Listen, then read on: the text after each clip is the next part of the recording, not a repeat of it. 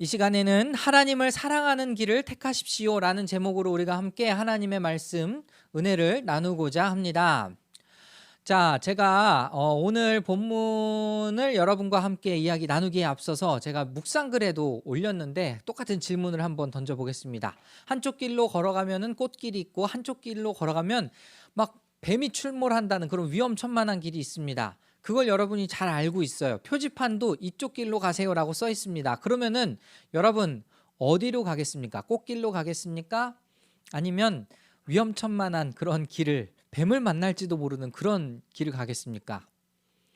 질문을 던지면 사실 너무 당연하죠. 네, 당연히 우리는 안전을 위해서라도 꽃길로 가고 싶을 겁니다. 갈 겁니다. 그죠?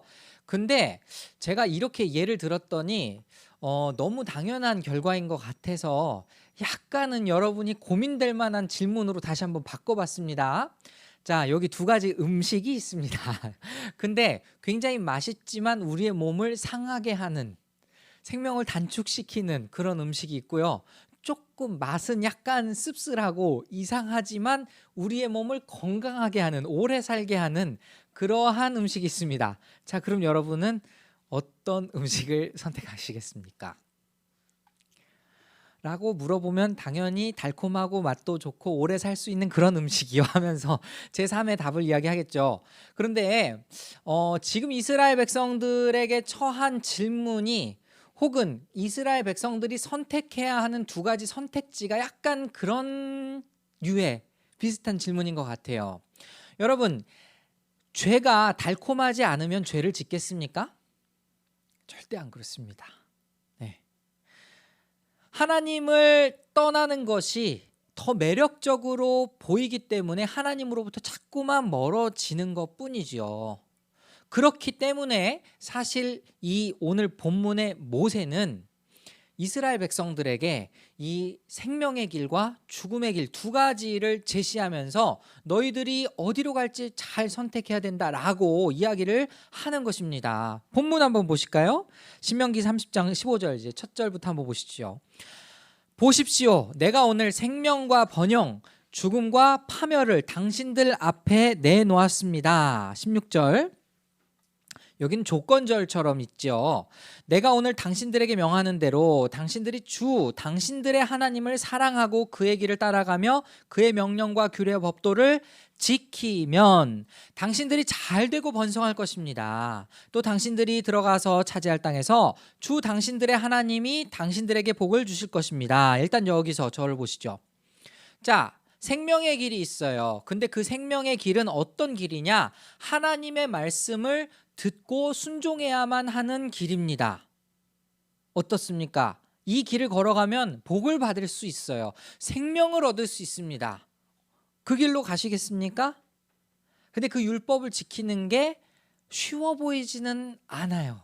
제가 말씀드렸던 두 가지 선택지, 그냥 단순하게 여기는 안전한 길, 여기는 위험한 길이라고 하면 당연히 안전한 길로 가겠죠. 근데 맛있어 보이지만 위험한 음식, 혹은 약간 우리의 입맛에는 쓸지 모르지만 그것이 정말 생명의 양식이라고 한다면 사실 조금 표면적으로라도 고민은 될 것 같지 않습니까? 이스라엘 백성들이 지금까지 보여준 행적들을 보면은 모세 자신도 굉장히 불안했을 것 같아요. 왜 그렇습니까?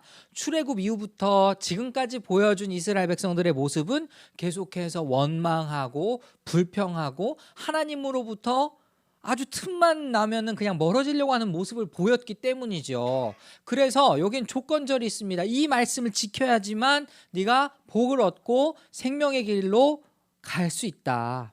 그럼 반대로 또 뭐 있을까요? 17절.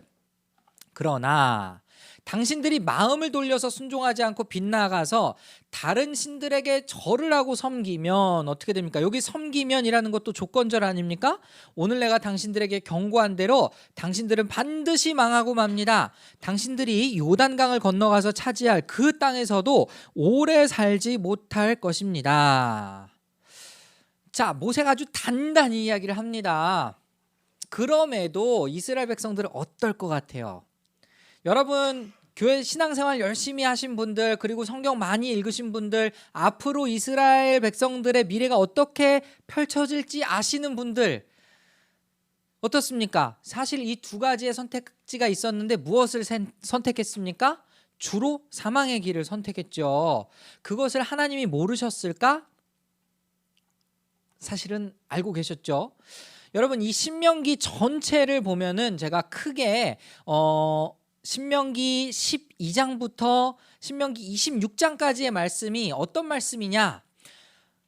여러분, 하나님께서 이스라엘 백성에게 10계명을 주신 거 다 알고 계시죠? 10가지 계명 주셨죠? 그 계명을 모세가 디테일하게 풀어놓은 계명들이 바로 신명기 12장부터 26장까지의 계명들이다, 이렇게 얘기할 수 있습니다. 읽어보신 분은 아시겠지만 정말 너무 디테일해요. 야, 이거 고대 근동, 정말 지금으로부터 한 3,000년, 4,000년 전에 쓰여진 이 문헌이라고 보기에는 너무 약자를 위해서 어떻게 배려하라, 아주 세심한 그런 지침들이 다 나와 있거든요. 굉장합니다. 그런 걸 다 가르쳐 준 다음에 이제 신명기 27장에서 28장을 보면은 이스라엘 백성들에게 너희들이 어떻게 해야 된다, 복의 길을 선택할지 아니면은 저주의 길을 선택할지 너희들이 결정해야 된다, 이렇게 모세가 이야기를 하는 장면이 등장해요. 그래서 여러분, 신명기 28장, 자, 이렇게 한번 따라해 보세요. 신명기 28장은, 따라해 보세요. 신명기 28장은 모든 구약의 스토리의 중심이 된다. 자, 신명기 28장을 보면요, 제가 간단하게 말씀드릴게요. 1절부터 14절까지는 복에 관한 이야기가 나오고요, 15절부터 68절까지는 저주에 관한 이야기가 나옵니다. 예? 그런데 지금 제가 방금 말씀드렸던 것처럼 복에 관한 이야기는 좀 짧아요. 근데 저주에 관한 이야기는 굉장히 길어요. 이 이유가 뭘까? 하나님이 이스라엘 백성들을 저주하고 싶어서? 그게 아니죠. 그만큼 이스라엘 백성들이 이 하나님의 길로부터 벗어나기 쉽기 때문에 이런 가이드라인을 매우 조심스럽게 하나님이 제시해 주신 거죠. 한 가지 예로 들어볼까요? 여러분이 놀이동산에 갔습니다. 그럼 놀이동산에 가면 이렇게 하시면 여러분 더 재밌게 즐길 수 있어요 하는 얘기가 더 많습니까? 아니면 여러분 안전벨트 꼭 매셔야 됩니다, 여러분 다 준비가 되셔야 됩니다, 이런 경고성 문구가 더 많이 있습니까? 사실 경고성 문구가 더 많이 있죠. 왜요? 사람들이 자칫하면은 그 놀이기구를 즐겁게 타야 되는데 다칠 수 있으니까, 아주 위험하면 생명도 잃을 수 있으니까, 그래서 안전 문구가 훨씬 더 많이 써 있지 않습니까? 마찬가지입니다. 하나님께서 이스라엘 백성들에게 모세를 통해서 율법을 주셨어요. 그리고 그 율법을 주시면서 이제 모세에게 너는 이스라엘 백성들에게 6지파씩 나눠서 그리심산과 에발산 이렇게 딱 나눠서 복과 저주를 선포하게 하고 그들이 어디로 갈지를 정하게 해라, 이렇게 명령하셨단 말이에요. 근데 복보다 저주의 내용이 굉장히 많이 있어요. 그것은 이스라엘 백성들이 그만큼, 쉽게 말하면 탈선할 위험이 많기 때문에, 그만큼 하나님의 말씀에서 벗어날 위험이 훨씬 더 많기 때문에 이 저주의 내용이 굉장히 많은 겁니다. 그런데 제가 왜 신명기 28장이 이 모든 구약 성경의 베이스가 된다라고 이야기를 했느냐, 이제 모세오경 이후에 얘기를 하는 거예요. 여러분, 이 저주의 말씀이 그대로 이스라엘 백성들에게 응했기 때문입니다. 예를 들어서 한 가지 얘기해 볼까요? 이스라엘 백성들이 기근이 들었어요. 그러면은 우리는 그 기근이 왜 들었다고 생각할까? 오늘날 사람들은 뭐 기후위기가 왔고, 그리고 뭐 우리 기상청도 너무 많이 그 슈퍼컴퓨터 발달하고 이러니까 이것은 과학적으로 어떤 것에 따라서 기근이 온 겁니다라고 얘기하겠지만, 성경은 그렇게 이야기하지 않죠. 신명기 28장을 근거로 해서 왜 기근이 왔는지를 풀어냅니다. 그래서 대표적으로 보시면 신명기 28장 23절, 당신들 머리 위에 있는 하늘은 노시 되어서, 야, 진짜 얼마나 이 강한 표현입니까? 하늘이 노시 됐대요. 그래서 비를 내리지 못하고 당신들 아래에 있는 땅은 메말라서 쇠가 될 것입니다. 이거 굉장한 경고의 말씀이죠. 이게 지금 28장 15절부터 68절까지가 저주의 내용이라고 했잖아요.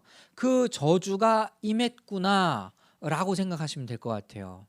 그리고 또 하나, 여러분 이제 나중에 그 왕국 시대가 옵니다. 왕정 시대가 옵니다. 근데 그 왕정 시대에 처음에 사울왕, 그다음 다윗, 그다음 솔로몬, 그다음 어떻게 됩니까? 분열 왕국이 되죠. 왕국이 나뉩니다. 두 개 왕국으로 나뉘어졌다가 나중에는 바벨론의 포로, 아수르의 포로 다 그냥 망해버려요. 근데 이 망한 원인을 정치적 원인, 군사적 원인에서 찾는다면 그것은 잘못된 겁니다. 왜요? 성경에서 이미 어떻게 될지를 다 얘기했기 때문에. 또 한번 찾아볼까요? 신명기 28장 32절에서 33절 말씀. 저주의 내용이에요.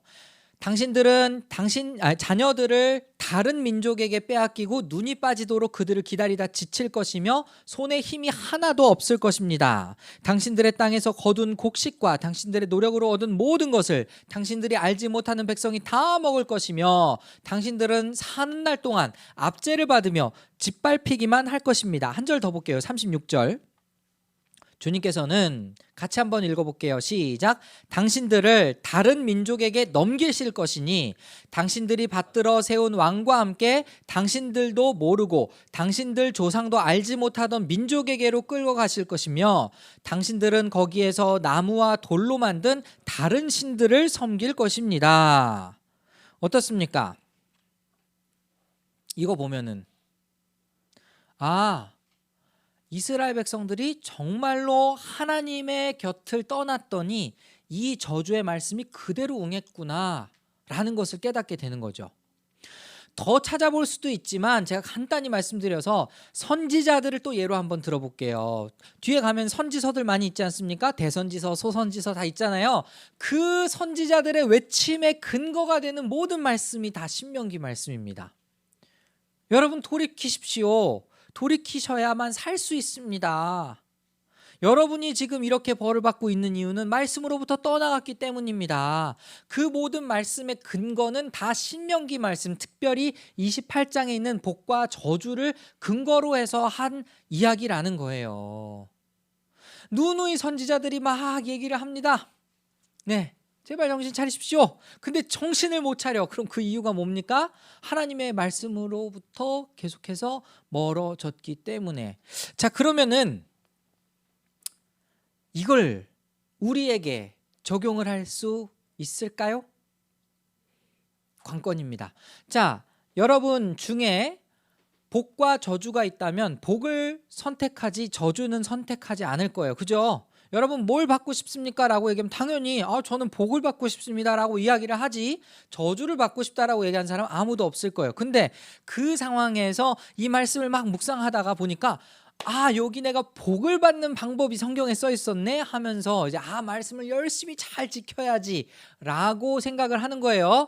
자, 그럼 질문 던지겠습니다. 하나님의 말씀을 잘 듣고 지키고 그 말씀대로 행하면 여러분 복을 받습니까?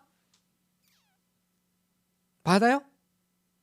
그럼 하나님 말씀 안 지키고 말씀을 어기고 말씀으로부터 벗어나면 저주를 받습니까?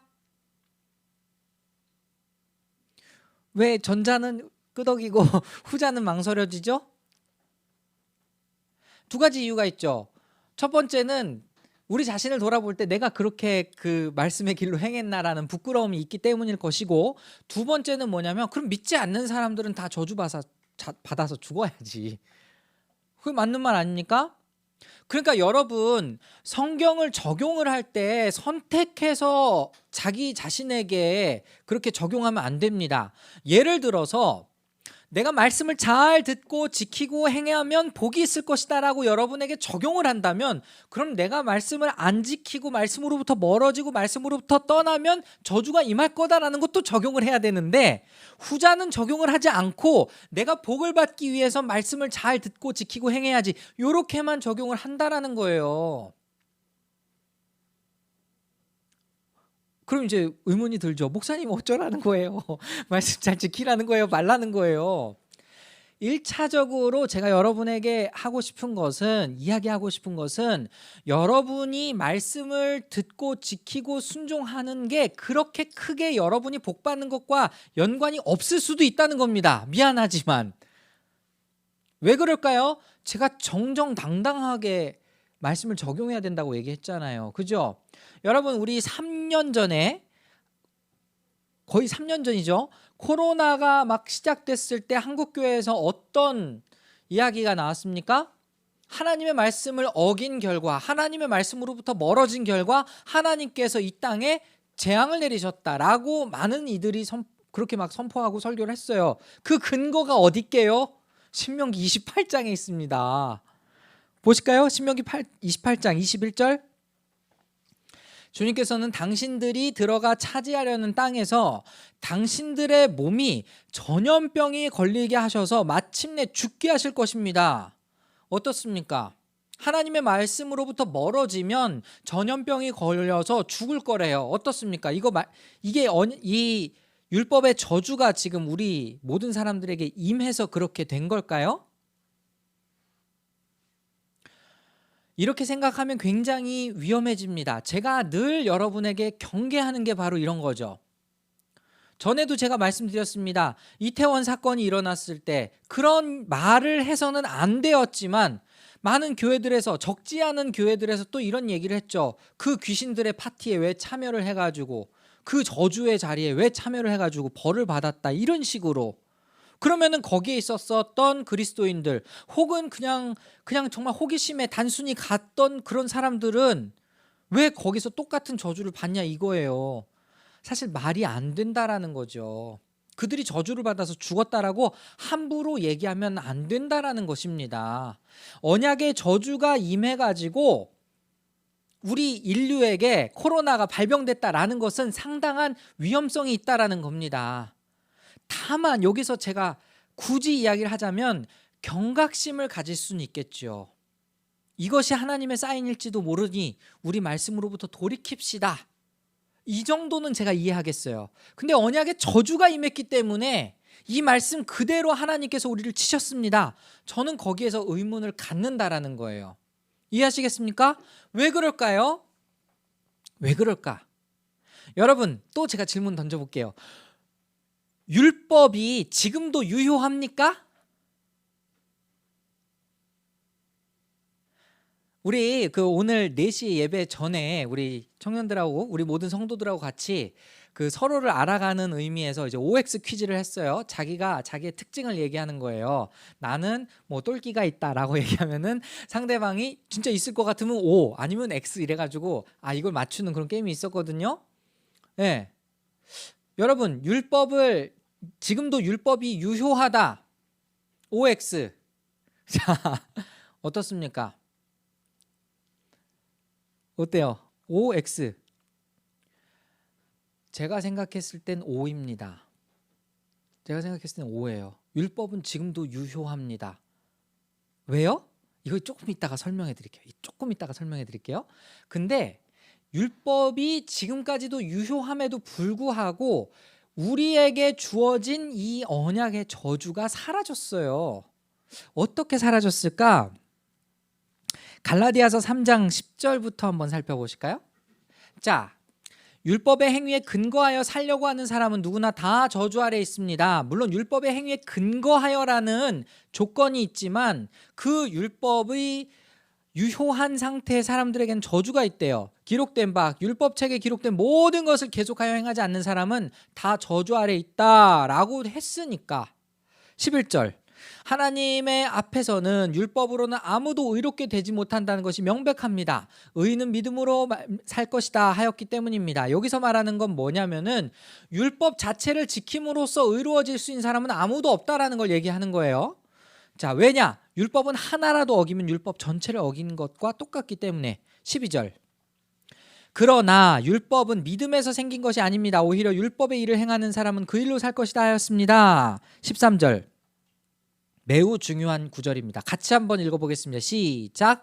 그리스도께서 우리를 위하여 저주를 받은 사람이 되심으로써 우리를 율법의 저주에서 속량해 주셨습니다.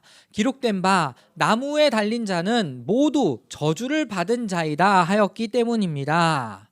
자, 이게 핵심 포인트예요. 율법의 저주가 유효하다 한들 그 율법의 모든 저주를 중간에 2000년 전에 누가 해결하셨죠? 예수님이 해결하셨어요.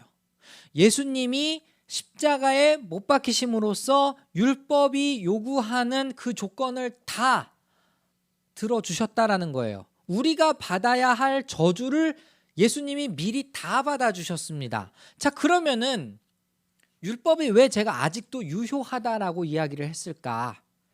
이걸 찾아볼게요. 마태복음 5장 17절에서 19절입니다. 예수님이 하신 말씀이에요. 내가 율법이나 예언자들의 말을 폐하러 온 줄로 생각하지 말아라. 폐하러 온 것이 아니라 완성하러 왔다. 자, 완성하러 왔으면은 율법은 지금도 지속되었지만 완성된 겁니까? 아니면 율법은 사라진 겁니까? 말씀 그대로 하면은 율법은 폐하여지지 않았죠. 다만 율법은 완성이 되었습니다. 맞습니까? 예수님의 말씀 그대로 우리가 한번 받아들이자 이 말이에요. 그리고 한번 또 보시죠. 내가 진정으로 너희에게 말한다. 천지가 없어지기 전에는 율법은 1.1획도 없어지지 않고 다 이루어질 것이다. 자, 여러분, 천지 지금 없어졌어요? 아니면 지금도 우리가 천지 아래 살고 있어요? 네, 우린 지금도 천지가 유효한 그러한 시공간적 이 틀 안에서 살고 있습니다. 그럼 율법이 사라진 겁니까? 안 사라진 겁니까? 굳이 말하면 율법은 안 사라졌죠. 굳이 말하면 율법은 유효한 상태입니다. 근데 19절 한번 보실까요? 그러면 누구든지 이 계명 가운데 아주 작은 것 하나라도 어기고 사람들을 그렇게 가르친 사람은 하늘나라에서 아주 작은 사람으로 일컬어질 것이요, 또 누구든지 계명을 행하며 가르친 사람은 하늘나라에서 큰 사람이라고 일컬어질 것이다. 자, 이제 어떻습니까? 예수님이 오신 그 이후부터 우리는 신약 시대라고 하잖아요. 예수님의 성육신, 그러니까 예수님께서 사람의 몸으로 오신 다음부터 다시 예수님께서 오실 그때까지를 우리는 종말의 시대라고 이야기를 한단 말이에요. 그죠? 그 기간 동안에 예수님께서 요구하신 것은 무엇입니까? 지금 방금 읽은 말씀에 의하면 계명을 지키는 사람에 관한 이야기가 등장을 한다 이겁니다. 누구든지 이 계명을 지키고 가르치고 행하는 사람은, 그죠? 하늘나라에서 큰 사람이라고 일컬어질 것이다. 그러면은 이 율법이 혹은 율법의 정신이 유효한 겁니까? 아니면은 사라진 겁니까? 유효한 거죠. 그렇지 않습니까? 다만 중요한 것은 무엇이냐? 언약적 복과 언약의 저주가 있다고 할 때 그 저주에 해당하는 그 모든 것을 어떻게 하셨어요? 예수님이 대신 지시고 십자가에 못 박혀서 죽음을 당하셨기 때문에 그 저주가 우리에게 임하지 않는 거죠. 맞습니까? 그럼 우리가 복을 받으려면 어떻게 해야 됩니까? 복을 받으려면 어떻게 해야 됩니까? 여러분, 이것은 제가 다시 말씀드릴게요. 말씀을 잘 지켜야 내가 복을 받고 말씀을 지키지 않으면 내가 저주를 받고 이렇게 생각하는 그 틀에서 벗어나야지만 말씀이 제대로 보이기 시작하는 겁니다. 우리는 복이라는 단어를 굉장히 오해하고 있어요. 실제로 신명기에서도 복이라고 이야기를 하면은 내가 장수할 것이요, 건강할 것이요, 자손도 굉장히 하는 일이 잘 풀릴 것이요, 우리가 흔히 말하는 정말 만사 형통의 복을 약속하고 있거든요. 그런데 성경 전체에서 이야기하는 그 복의 성질은 약간 다릅니다. 그것은 무엇이냐? 하나님의 말씀을 지키고 사는 그 상태가 복된 상태인 거죠. 이해하십니까? 그러니까 만약에 여러분들이 내가 올 한 해 잘 풀렸으면 좋겠어, 내가 하는 모든 일들이 잘 뚫렸으면 좋겠어 하는 마음에서 율법을 지키려고 한다면, 하나님의 말씀대로 순종하려고 한다면 그것은 하나님을 크게 오해한 거고 율법을 주신 그 의도도 오해한 거라는 거예요. 이해하셨습니까? 말씀을 한번 또 찾아보겠습니다. 요한일서 3장 23절에서 24절 보실까요? 자, 예수님께서 세 계명을 주셨어요. 그러니까 그 모든 계명을 통합해서 퉁쳐서 이야기하셨어요. 그게 뭐냐? 하나님의 계명은 이것이니 곧 그 아들 예수 그리스도의 이름을 믿고 그리스도께서 우리에게 명하신 대로 서로 사랑하라는 것입니다. 이 서로 사랑하라는 계명을 예수님께서 그 제자들에게 주신 것이거든요. 새 계명을 너희에게 주노니 너희가 서로 사랑하라라는 새 계명 주신 거거든요. 그럼 그 구약에 있는 율법이 오늘날로 따지면 어떻게 바뀐 겁니까? 율법의 요구가 도대체 뭐가 됩니까? 서로 사랑하라는 요구로 바뀐 것이죠. 그럼 우리는 어떻게 해야 됩니까? 서로 사랑해야 되는 거죠. 24절도 보실까요? 그리스도의 계명을 지키는 사람은 그리스도 안에 있고 그리스도께서도 그 사람 안에 계십니다. 그리스도께서 우리 안에 계시다는 것을 그가 우리에게 주신 성령으로 우리는 압니다. 여러분, 이 모세 오경에서 하나님의 말씀을 지킬 때에 이스라엘 백성들에게 어떤 변화가 일어나죠? 하나님이 이스라엘 백성들과 율법을 맺으실 때 어떤 약속을 하셨죠? 너희는 나의 백성이 될 것이고 나는 너희들의 하나님이 될 것이며 너희들 가운데 내가 거할 것이다. 이렇게 약속을 하셨어요. 이게 언약 공식이라고 제가 누차 말씀드렸습니다. 지금 방금 제가 읽은 이 말씀이 바로 그 말씀이에요. 주님이 우리 안에 거하고 우리는 주님 안에 거한다. 주님과 우리가 하나 되어서 주님과 더불어 산다.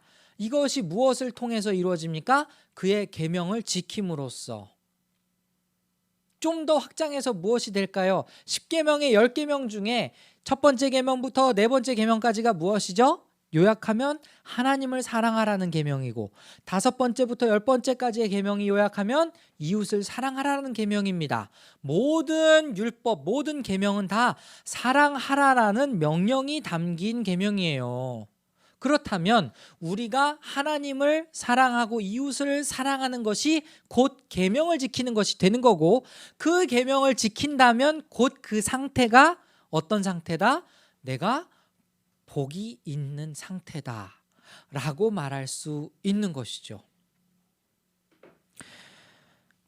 오늘 한번 말씀 정리해 보겠습니다.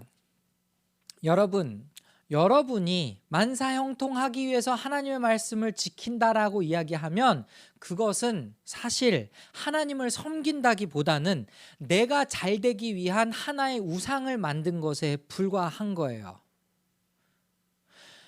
이 신명기의 말씀 지금 마지막 구절 한번 보실까요? 오늘 본문의 마지막 구절. 자, 20절 보시면 뭐라고 써 있습니까?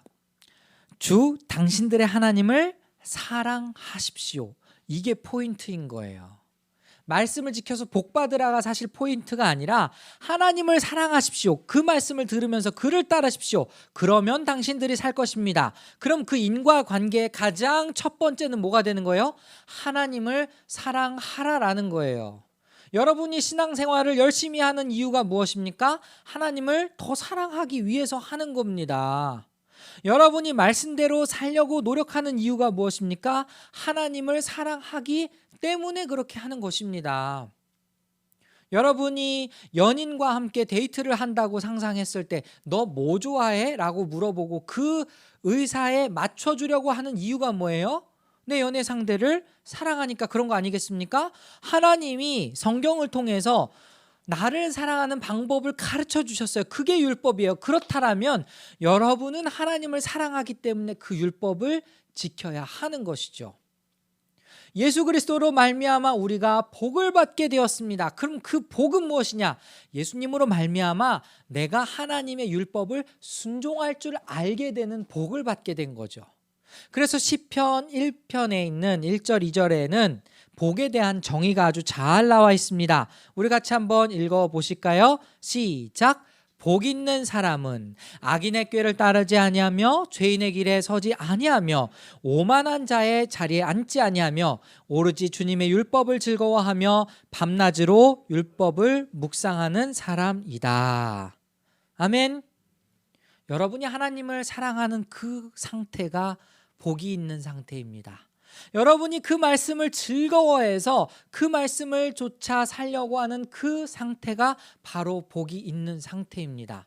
여러분이 하나님을 믿는 이유가 진짜 내가 잘 되기 위해서인지, 아니면 그분 자체가 너무 사랑스러운 분이어서, 너무 감사한 분이어서 여러분이 지금 이 자리에 있는 것인지 돌아보시기 바랍니다. 바라기는 우리 오늘 예배 함께 하신 분들, 우리 버팀목교회 성도분들, 그리고 온라인 예배 함께 하시는 분들 모두가 진짜 성경이 말하는 참복이 무엇인지를 깨닫고 하나님을 사랑하는 그 길을 택하는 그런 여러분이 될 수 있기를 간절히 소원합니다.